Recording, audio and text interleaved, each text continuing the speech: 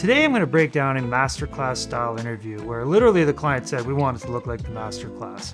I'm sure lots of you who do interviews hear that all the time. And in this video I'll show you kind of the tools that I use to try to get as close as possible to that benchmark of quality. If you look at everything we do at Anthem is deliberate. Everything we do is part of a framework, the Anthem way.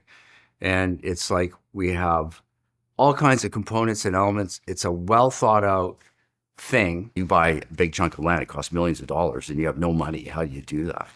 You have to find partners. You have to talk fast. So this first setup was a call to action video where the CEO speaks directly to staff, basically orienting them and telling them directly how it's going to be working at the company. So of course, looking right into camera was step number one. Usually when you have people looking in camera, it's almost always a symmetrical frame. So that's what we have here, of course, was a symmetrical frame.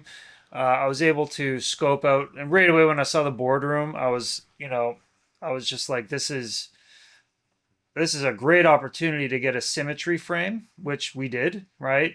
The TV was tough because it was like, at first my gut was like, make it black, but then it was just a dark pit of nothingness. And then I said, well, what if we can get the logo on?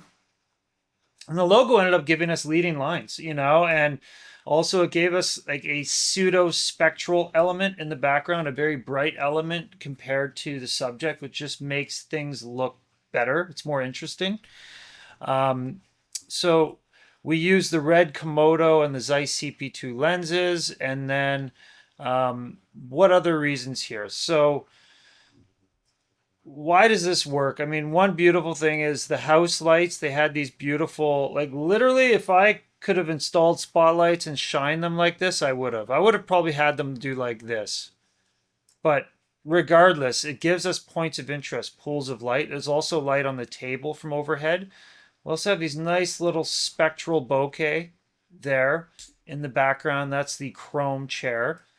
We have a symmetrical frame, which is great. We have depth, which is great. We have the bokeh fall off. Look at the chairs as they get more and more blurry as they go into the background. That's really the Zeiss CP2 just doing such a great job as a lens. Is it a little muddy up here? Yes, but it also, it's kind of like a vignette. It's kind of like a vignette effect, right? Really, the only area the eye is looking at is here. So all those things work for us, okay? That's why this looks really good. Pretty risky, but at the end of the day, the client, when I spoke with them, I was like, we either go symmetry or we don't. And symmetry almost always works. So let's look at the gear and the setup here, because this was a high-end MasterClass setup. So we had a lot of gear and a lot of people. So I'll run through that. And it's funny because when you look at this, you think, oh, it looks like just a pretty simple, clean shot. And then you go here and it's like a forest of stuff, right? So what do we have here? We have the 600X and the 200X. And those are going into these white bounces, which are bouncing the light back through this 6x6 silk. So long story short, this is called a book light, right? Where the light goes one direction and it comes through. And that's why it's called a book light, because of the V. And by the time the photons hit this 6x6, right, they're going every direction. And you're also getting photons from up here coming down here. And that's what creates a softer key light, is the more directions the photons are coming from, the softer the light. If the source is smaller, let's just say the source was 3 feet, like a 3-foot light dome, like this big, right? It's just there's less opportunity for photons to hit the face from different angles. And so that's why book lights always work, okay?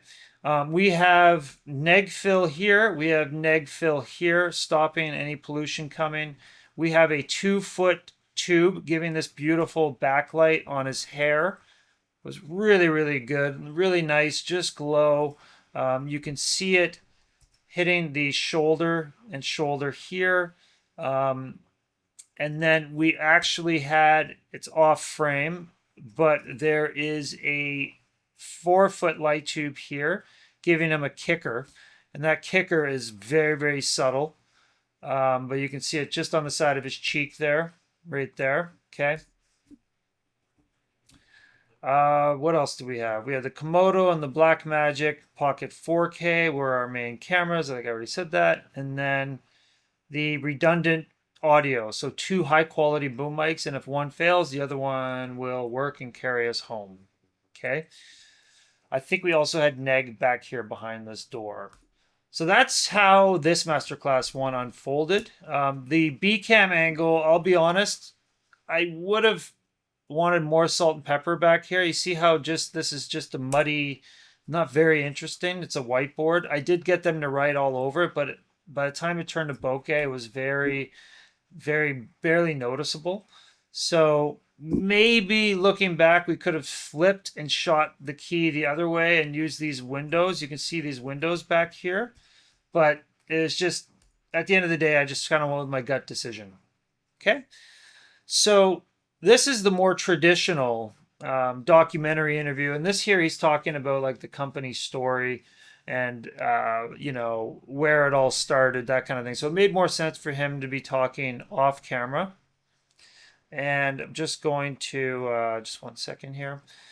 So why does this look good? So obviously beautiful key light on his face, nice fall off to shadow. We have a kicker giving this little band of light right here. We have the light tube, right? So if we look here, we can see, just one sec here. Light tube there for the hair light. We have the 4-foot light tube here giving a kicker. It's actually coming through a 2x3 silk.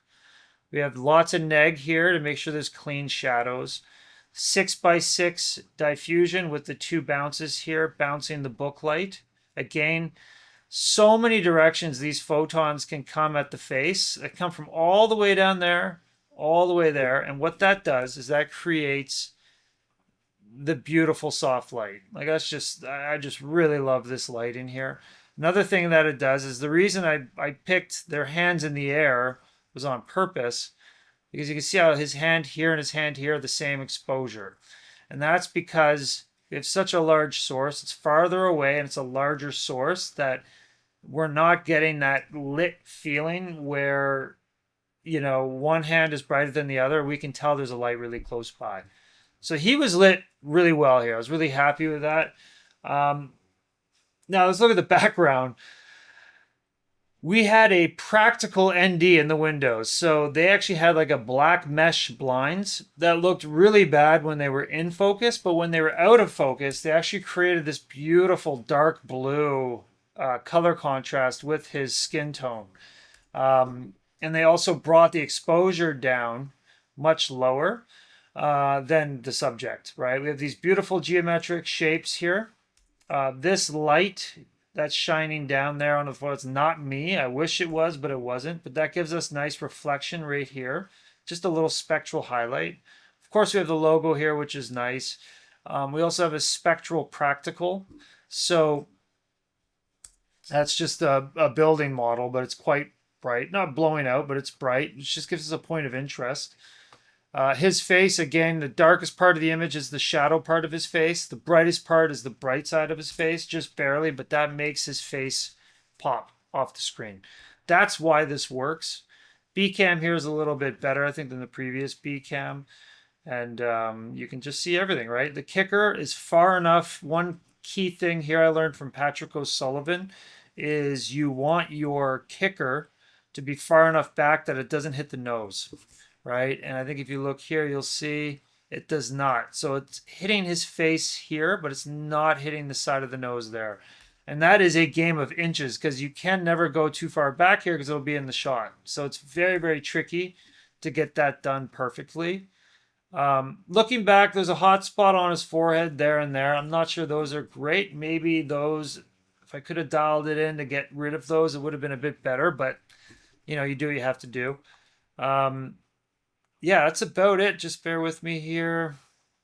Yeah, we have makeup, of course. And again, you know, last thing, which is shooting into the corner of the room. So again, if we break this into rule of thirds, you can see that I always make the corner into 1/3 of the room, right? So that gives you a nice three-dimensional geometric sort of perspective. Okay, thanks so much for watching.